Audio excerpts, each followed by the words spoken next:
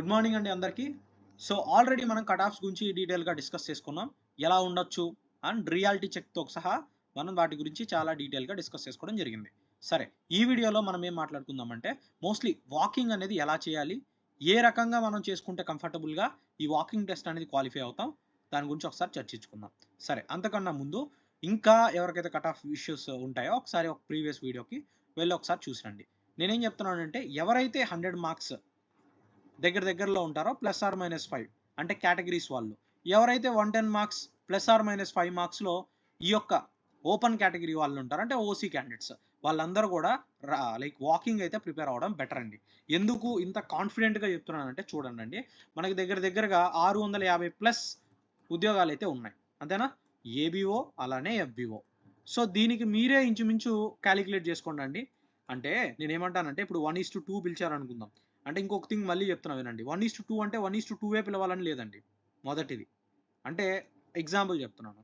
దీనికి 1:5 రేషియో తీసుకున్నారనుకోండి. దగ్గరగా మీకే తెలుస్తుంది ఎంతమంది మోర్ దెన్ 3000 దాకా వచ్చేదానికి ఛాన్సెస్ ఎక్కువున్నాయి కదా! సో, అలాంటి పక్షంలో మీరేం చేయాలి? వాకింగ్ అనేది కంటిన్యూయస్‌గా చేయాలి. యూజువల్‌గా అలా పిలవడం జరగదు. బట్ స్టిల్ ఒక అజంప్షన్ తీసుకొనెళ్తే ఎలా ఉంటదో చెప్తున్నా. అంటే 1:2 తీసుకెళ్ళినా దగ్గర ఒక లైక్ 1200, 1300 మంది దాకా వస్తారు. అంటే లగ్‌భగ్ ఒక 1500 మంది మీకు గ్రౌండ్‌లో కనపడతారు. మీరు నాకు తెలిసి గ్రౌండ్‌లో ఇంతమంది జనాల్ని ఎప్పుడు చూడగలరంటే, ఒకటి జాతర జరిగేటప్పుడు, 2 ఏదైనా అకేషనల్ ఫంక్షన్స్ ఉన్నప్పుడు మాత్రమే చూడగలరు. అండ్ ఇంకొకటి ఇంపార్టెంట్ థింగ్ ఒకటి నేను చెప్పదలుచుకుంది ఏందంటే, ఇంతమంది జనాలను చూసాక చాలా మంది పానిక్ అవుతారు. అండ్ అక్కడికొచ్చినోళ్ళందరూ గూడా 100 మార్కులు దాటినోళ్ళో, లేకపోతే 100 మార్కులు దగ్గర ఉన్నోళ్ళే వస్తారు. సో, ఆల్‌మోస్ట్ ఒక ఇన్ఫీరియారిటీ కాంప్లెక్స్ అనేది స్టార్ట్ అయిపోతది. ఓహ్! కట్ ఆఫ్స్ అనేవి చాలా ఎక్కువుండొచ్చేమో, ఈ అబ్బాయికి ఇన్నొచ్చాయి. వాళ్ళకి గూడా సరిగ్గా వాళ్ళకి ఎన్ని మార్క్స్ వచ్చాయో వాళ్ళకి గూడా తెలీదు. ఇప్పుడు ఫర్ ఎగ్జాంపుల్ ఒక పర్సన్‌కి 110 మార్క్స్ వచ్చాయనుకుందాం అనుకోండి. వీడేం చెప్తాడు అక్కడికి వాకింగ్ వచ్చినప్పుడు, ఐ గాట్ 130 ప్లస్ అంటాడు. అర్థమైందా? సో, ఇలాంటి పాసిబిలిటీస్ కూడా ఉంటాయి. అంటే ఇవంతా నేను ఎందుకు చెప్తున్నానంటే ఈ ఎగ్జామినేషన్ గ్రౌండ్ రియాలిటీలో ఈ యొక్క వాకింగ్ టెస్ట్ సినారియో ఎలా ఉంటదో చెప్తున్నా. రైట్. సరే. ఫస్ట్ ఆఫ్ ఆల్ ఈ సినారియో గురించి మాట్లాడుకునే ముందు అసలు వాకింగ్ టెస్ట్ అంటే ఏంటి? ఎలాంటి రూల్స్ అండ్ రెగ్యులేషన్స్ వాటి గురించి డీటెయిల్‌గా చర్చించుకుందాం. First of all walking test అనేది మ్యాండేటరీ అండి ఈ టెస్ట్. ఖచ్చితంగా మనం క్వాలిఫై అవ్వాలి. ఎలా అయితే పోలీస్ కానిస్టేబుల్స్ ఎగ్జామినేషన్‌లో రన్నింగ్ అండ్ ఫిజికల్ యాక్టివిటీస్ ఉంటాయో, అలాంటిదే ఒక చిన్న వాకింగ్ టెస్ట్ అనేది మనకి జరగడం జరుగుతుంది. ఇది ఒక స్ట్రెంగ్త్‌నికి ఇండికేషన్ అన్నమాట. అంటే ఒక పర్సన్ ఎంత హెల్తీగా ఉన్నారు అనే ఒక టెస్ట్ చెక్ చేస్తదనమాట. అండ్ మోర్ ఓవర్ మెరిట్ ఎగ్జామినేషన్స్‌లో లైక్ ఏబీపీఎస్ ఇలాంటి వాటిల్లో they are not required. But uniform services వచ్చేటప్పటికి రిక్వైర్మెంట్‌కి అనుగుణంగా ఎగ్జామినేషన్స్ కూడా తీసుకోవడం జరుగుతుంది. చలో. యూజువల్‌గా మీరెప్పుడైతే వాకింగ్ స్టార్ట్ చేస్తారో, ప్రాక్టీస్ చేస్తారో, అప్పుడు మీరేం చేస్తారంటే, ఈ విధంగా మనం బ్యాగ్ తగిలించుకొని, వాటర్ బాటిల్స్ అన్నీ ఫుల్ ఫ్లెడ్జ్డ్‌గా పెట్టుకొని, అలానే ఒక వాకింగ్ షూస్ అనేది మ్యాండేటరీ చేసుకొని వాక్ చేయండండి. యూజువల్‌గా ఫర్ ఎగ్జాంపుల్, ఈరోజు మీరు వాకింగ్ టెస్ట్ ప్రాక్టీస్ చేయడం స్టార్ట్ చేశారు. రైట్? ఇప్పుడు మనకి ఎన్ని కిలోమీటర్లు అబ్బాయిలకైతే 25 కిలోమీటర్లు కదా! స్టార్టింగే ఈ రోజే నేను మొదలెట్టానని చెప్పేసి 25 కిలోమీటర్లు దయచేసి నడవడానికి ట్రై చేయొద్దండి. ఇట్ ఈస్ కంప్లీట్‌లీ అన్‌హెల్తీ అని చెప్తాను. ఎందుకంటే, ఈరోజు ఒక 2 కిలోమీటర్స్ టార్గెట్ చేసుకోండి. ఎందుకు సార్ 2 కిలోమీటర్స్ అంటే మోర్ దెన్ ఎనఫ్. ఒకసారి నడిచి చూడండి. ఎంత కంఫర్టబుల్‌గా మీరున్నారో. ట్రాకర్స్ వేసుకోండి. మీ ట్రాక్స్ లేదా మీరు what ever you feel comfortable like అవి వేసుకోండి. అండ్ క్లాత్ అనేది చాలా సిల్కీగా ఉండేటట్టు చూసుకోవద్దండి. కొద్దిగా మెత్తగా సాఫ్ట్‌గా ఉండేటట్టు చూసుకోండి. అలానే షూస్ అనేది చాలా కంఫర్టబుల్‌గా ఉండేవి ట్రై చేయండి. యూజువల్లీ నేనేం చెప్తానంటే మీరు ఏ బ్రాండెడ్ అయినా గూడా అది ఫ్లాట్ ఫుట్ లేకుండా అలానే కొద్దిగా కంఫర్టబుల్ లాంగ్ రన్‌కి పనికొచ్చే విధంగా అండ్ ఒకవేళ మీ సైజు 9 అనుకోండి షూ సైజు. మీరు 10 తీసుకోవడానికి ట్రై చేయండి. ఎందుకు కొంత ఎక్కువ తీసుకోవడానికి చెప్తున్నానంటే కాస్త ఎక్కువ తీసుకుంటే కాస్త ఎక్కువ బెనిఫిట్ అయ్యేదానికి ఛాన్స్ ఉంది. రైట్. అండ్ మోర్ ఓవర్ ఏంటంటే కాలు ఎక్కువ లాంగ్ రన్ లైక్ నడిచేటప్పుడు కాలు ఇబ్బంది లేకుండా, ఆ పాదం ఇబ్బంది లేకుండా ఉంటుంది. సరే ఇవి కొన్ని బేసిక్ నెసెసిటీస్. ఇలా మీరు ప్యాక్ అయ్యి ఒక 2 కిలోమీటర్స్ నడిచి చూడండి. అప్పుడు మీకు మీలో మీకు కొన్ని యూ నో లోపాలు కనపడతాయి. షూ సరిగ్గా లేదనో, లేకపోతే లైక్ నడిచేటప్పుడు 2 కాళ్ళ మధ్యలో ఎక్కువ మనకి పెయిన్ రావడం, ఏదో ఒక ఇష్యూ అయితే మనం ఫేస్ చేయడం జరుగుతుంది. వాటినన్నిటిని అడ్రెస్ చేసుకుందాం. లైక్ అడ్రెస్ చేసుకోవడానికి ట్రై చేయొచ్చు. రైట్. మోర్ ఆర్ లెస్ నేనేం చెప్తానంటే ఎప్పుడైనా మీరు వాకింగ్ చేసేటప్పుడు వాకింగ్ అనేది బ్యాగ్‌తో చేయండి. ఇప్పుడు లైక్ ప్రిపేర్ అయ్యేటప్పుడు. వాకింగ్ టెస్ట్‌కి ప్రిపేర్ అయ్యేటప్పుడు. బట్ మెయిన్ ఎగ్జామ్ రోజు బ్యాగ్ అనేది not necessary. Not at all needed for that examination అనమాట. సరే, ఇప్పుడు అసలు ఈ వాకింగ్ అనేది ఎక్కడ ఉపయోగపడుతుంది? ఫారెస్ట్ డిపార్ట్మెంట్ మీ అందరికీ తెలిసిందే, అడవిలో మోస్ట్లీ రిమోట్ ఏరియాస్ ఉంటాయి. సో అలాంటి ప్రాంతాల్లో మనకి వెహికల్స్ అనేది అవైలబిలిటీ ఉండదు. సో ఖచ్చితంగా కొన్నిసార్లు 50 కిలోమీటర్స్ కూడా నడవాల్సి వస్తుంది. సో అర్థం చేసుకోండి, ఇంత మ్యాండేటరీ అంటే అందుకని చెప్పేసి ఎలాంటి ఏరియాల్లో అయినా ఆన్ అండ్ యావరేజ్ ఒక 25 కిలోమీటర్లు 4 గంటల్లో నడవగలిగే క్యాపబిలిటీ కలిగిన వ్యక్తిని సెలెక్ట్ చేసుకోవడం దీని యొక్క ముఖ్య ఉద్దేశం. చలో, ఇప్పుడు మీకు దీని యొక్క ఇంపార్టెన్స్ అర్థమైంది. ఇప్పుడు నార్మల్ అబ్బాయిలకి అమ్మాయిలకి ఈ వాకింగ్ టెస్ట్ అనేది ఏ విధంగా ఉంటుందో ఒకసారి చూద్దాం. ఇప్పుడు చూడండి, అబ్బాయిల వాకింగ్ టెస్ట్ కండిషన్ వచ్చేసి 25 కిలోమీటర్స్ అండి, అంటే 25 కిలోమీటర్లు 4 గంటల్లో నడవాలి. అంటే ప్రతి ఒక్క గంటకి మీరు ఎంత నడవాలి? 6.25 కిలోమీటర్లు 6.25 కిలోమీటర్లు నడవాలి, కిలోమీటర్ పర్ హవర్. ఇంత స్పీడ్ అండ్ ఇన్ని కిలోమీటర్స్ అయితే కవర్ చేయాల్సి ఉంటుంది. అంటే నేను చెప్పదలుచుకుంది ఏంటంటే మొత్తం మీ యొక్క 4 గంటల జర్నీని 4 పార్ట్స్గా విడగొడతాం. ఫస్ట్ పార్ట్ అంటే ఫస్ట్ 1 అవర్ 6.25 కిలోమీటర్స్, తర్వాత 1 అవర్ 6.25 కిలోమీటర్స్ ఎవరికి? అబ్బాయిలకి. సో ఈ విధంగా 4 సార్లు నడవాలి, రైట్? సో అంటే ఎంత పొటెన్షియల్ ఉండాలి లెగ్స్లో. ఇంకొకసారి నేను కామన్గా చూసే మిస్టేక్స్ ఏంటంటే వాకింగ్ చేయండి రా బాబు అనగానే ఇట్లా ఒక పెద్ద బ్యాగ్ ఒకటి వేసుకొని రావడం జరుగుతుంది. దయచేసి ఇలాంటి పెద్ద బ్యాగులు లేదా స్టిక్లు ఇలాంటివి తీసుకొని రావద్దండి. You are not going for trekking ఏం వెళ్ళడం లేదు, రైట్? అండ్ అమ్మాయిల కండిషన్ చూద్దాం. అమ్మాయిలకి అబ్బాయిలతో పోలిస్తే మళ్ళీ ఇక్కడ కాస్త వెసులుబాటు అయితే ఉంటుంది. ఎలా? లైక్ మనకి 25 కిలోమీటర్లు ఉన్నట్లయితే వీళ్ళకి 16 కిలోమీటర్లు ఉంటాయి. అంటే 4 అవర్స్లో నడవాలి. అంటే ప్రతి ఒక్క గంటకి దగ్గరగా 4 కిలోమీటర్లు నడవగలిగితే చాలు. అది అమ్మాయిల కండిషన్, రైట్? అయితే ఈ ఫారెస్ట్ డిపార్ట్మెంట్లో అసలు ఈ వాకింగ్ టెస్ట్ అనేది ఏ స్థాయిల్లో ఎగ్జామినేషన్లో ఉంటుంది? ఎఫ్బిఓకి ఉంటుందా, ఏబిఓకి ఉంటుందా, లేదా ఏసీఎఫ్ కూడా ఉంటుందా, లేదా ఐఎఫ్ఎస్ కూడా ఉంటుందా?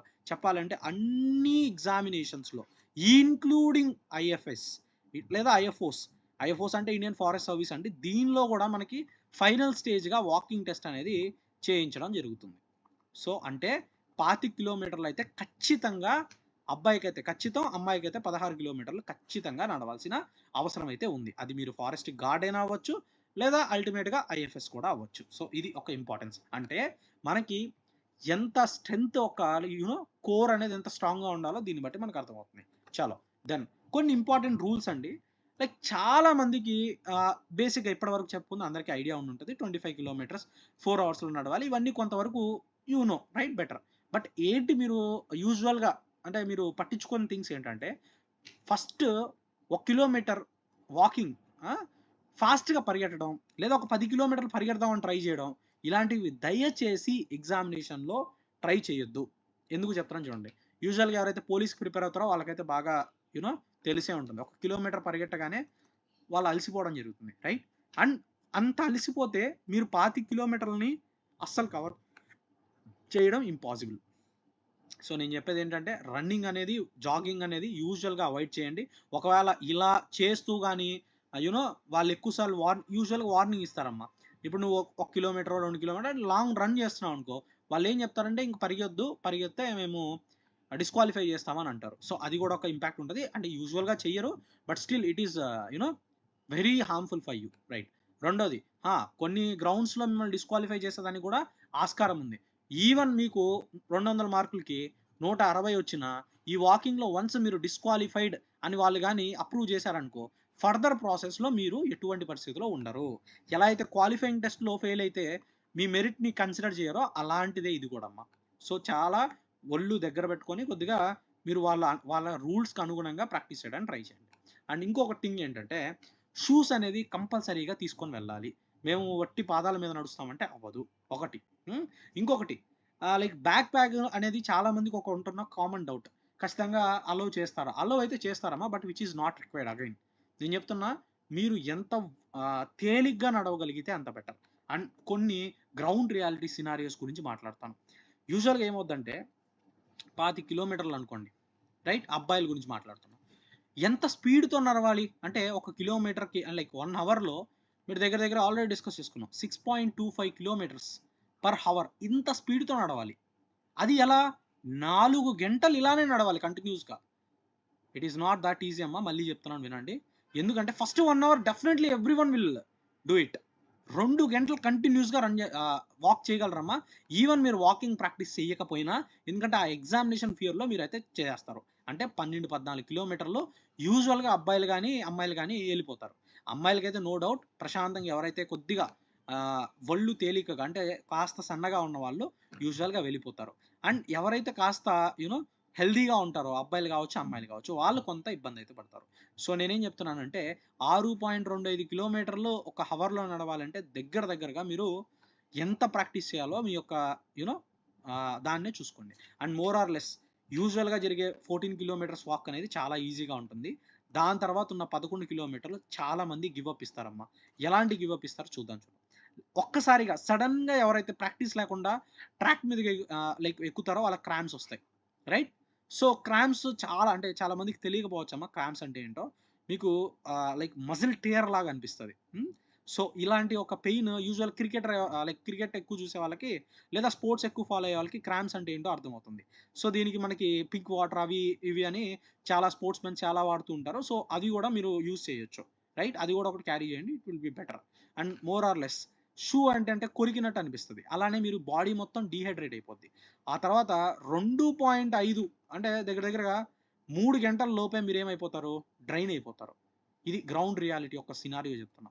సో, ఇవన్నీ మిమ్మల్ని ఏం చేస్తాయి? మీరు నడవనీయకుండా చేస్తాయి and ultimately you will get fail. So, నేనేం చెప్దామనుకున్నానంటే ఫస్ట్ ఆఫ్ ఆల్ పానిక్ అవ్వద్దు. పానిక్ అయినంత మాత్రాన మీరక్కడ లైక్ బెటర్‌గా పెర్ఫార్మ్ చేస్తారనుకుంటే అదేమి ఎగ్జామినేషన్ గాదు. అండ్ ఎగ్జామ్‌లో కూడా చాలా మందిని చూసానమ్మా కేపబిలిటీ ఉంది. ఆ! అంటే ఫర్ ఎగ్జాంపుల్ ఇప్పుడు 150 మార్కులు పేపర్ ఫారెస్ట్‌వి. అండ్ చాలా మంది నా దగ్గర చదివిన స్టూడెంట్సే 135 ప్లస్ ఆర్ -5 చేయగలిగిన క్యాండిడేట్సే అనమాట. అంటే 130 ఈజీగా స్కోర్ చేసే క్యాండిడేట్స్. అండ్ పేపర్ కూడా మేము చెప్పుకున్న అనుగుణంగానే రావడం జరిగింది. సో, అయినా ఈ 130 ప్లస్ మార్క్‌ని టచ్ అవ్వలేదు. 125లో పడిపోయారు. ఎందుకు? ఎందుకంటే పేపర్ చూడంగానే చాలా ఈజీ అనిపించి ఫాస్ట్‌గా వెళ్ళిపోయారు. రైట్? ఆ తర్వాత వీళ్ళు సెకండ్ రౌండ్, థర్డ్ రౌండ్‌కొచ్చేటప్పటికి ఎక్కువ ఈజీగా ఉందేమో అని ఏవైతే అస్సలు రానివి ఉన్నాయో 5-7 క్వెషన్స్ అవి అటెంప్ట్ చేశారు. సో, ఇవన్నీ చెప్పాలంటే లైక్ మైనర్ థింగ్స్‌గా మీకు అనిపించొచ్చు గానీ, ఇది చాలా ఈవిల్. ఒకవేళ ఒక చిన్న సందర్భం చెప్తాను చూడండి. ఇప్పుడు మీరు ఒక 150 మార్కులు ఎగ్జామ్ రాసారు. దాంట్లో 130 క్వెషన్‌లు మీకు తెలిసినవే ఉన్నాయి. అంటే 100% యూ ఆర్ ష్యూర్. ఇంతటితో మీరు ఆపుతారా? ఆపరు. నెగెటివ్ మార్క్స్ 1/3 ఉన్నాయి. మీరేం చేస్తారు 20 పెడదాం. ఎన్నో కొన్ని రైట్ అవుతాయని పెడతారు. ఒకవేళ మనం అనుకున్న యూ నో థింగ్‌కి అదే అబ్సల్యూట్‌లీ అటు ఇటు అయ్యి, ఈ 20లో ఒక 15 అటు ఇటు అయ్యి తప్పులు పోయాయి. సో, ఇప్పుడేమొస్తాయి? వాటితో పాటు నెగెటివ్స్ వస్తాయి. ఆ నెగెటివ్స్ ఏం చేస్తాయి? ఈ అల్టిమేట్ ఈ 130 క్వెషన్స్‌ని కూడా హార్మ్ చేసి మిమ్మల్ని 125-128లో పడేస్తాయి. దానివల్ల ఏమైంది? ఏవైతే 130 మార్కులు రావాలో అవి కూడా రాకపోగా కొన్ని నెగెటివ్ మార్క్స్ ఇంకొక ఎక్స్‌ట్రా కోల్పోవాల్సొచ్చింది. ఆ 2, 3 మార్కులో లేదా 5 మార్కులో చాలా కాంపిటీషన్‌ని డిఫర్ చేస్తుంది. ఇది మీ మెరిట్ అంటే మీ యొక్క లిఖితపూర్వక పరీక్షల్లో జరుగుతున్న సందర్భం. ఇప్పుడు అలాంటి సందర్భం వాకింగ్ టెస్ట్‌లో కూడా మీరు చూడొచ్చు. ఎలా? ఫస్ట్ 2½ అవర్ సార్ భలే చెప్పారు మీరు. మేము చాలా ఎన్‌సీసీ క్యాండిడేట్స్ లేకపోతే ఎన్‌ఎస్‌ఎస్ క్యాండిడేట్స్ లేకపోతే ఇంకేదైనా పోలీస్ ఆల్రెడీ మేము ట్రయల్స్ చేసిన వాళ్ళమా అని అంటారు.